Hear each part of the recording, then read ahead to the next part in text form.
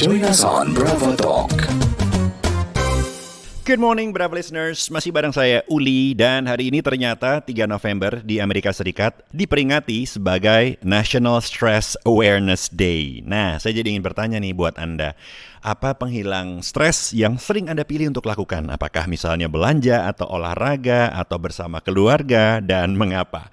Terima kasih buat Anda yang sudah join the conversation. Saya bacakan beberapa ya. Nadia, olahraga dong karena endorfin jadi keluar. Dimas, Netflix, beer and chill. That sounds good ya. Gimana kalau kita ngobrol langsung dengan ahli kesehatan Fakultas Kedokteran Universitas Indonesia dan juga guru besar ilmu penyakit dalam FKUI RSCM, Profesor Dr. Ari Fahrial Syam. Halo Prof. Ari. Halo Uli. Prof, kenapa sih penyakit asam lambung itu dapat diakibatkan dari stres?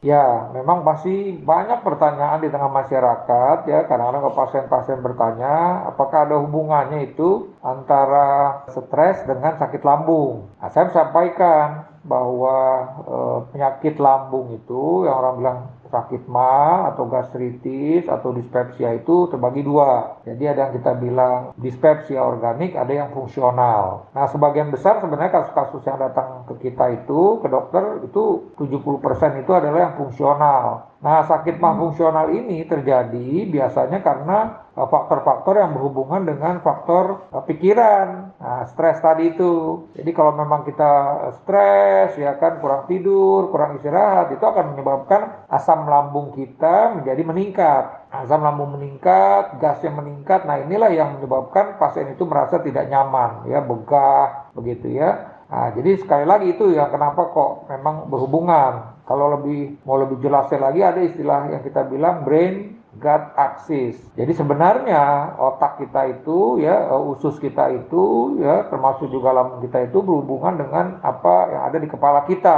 dalam petik tadi ya. Jadi sekali lagi memang salah satu hal untuk mengatasi pasien-pasien agar bisa lebih membaik asam mahnya memang dianjurkan untuk lebih tenang. Jadi misalnya berzikir, ya kan, kalau dia muslim ya baca Al-Quran misalnya. Mungkin kalau untuk yang Kristen misalnya membaca Alkitab gitu. Jadi hal-hal yang tujuannya menenangkan diri. Ya, pengendalian diri itu menjadi penting di dalam pengobatan sakit lambung yang fungsional tersebut. Ya, kalau memang sakit lambungnya karena faktor-faktor obat-obat rematik atau mungkin karena kuman Helicobacter pylori misalnya, itu jelas bahwa itu mengatasinya adalah ya tadi ya memang mesti dengan obat yang memang untuk tadi kalau dia kuman Helicobacter pylori maka antibiotik ya untuk membunuh kuman tersebut. Ya kalau memang ini karena obat rematik maka di stop obat rematik. Tapi kalau ini karena pikiran maka yang terpenting adalah bagaimana kita bisa mengendalikan diri kita. Demikian informasi dari saya, mudah-mudahan bermanfaat. Terima kasih.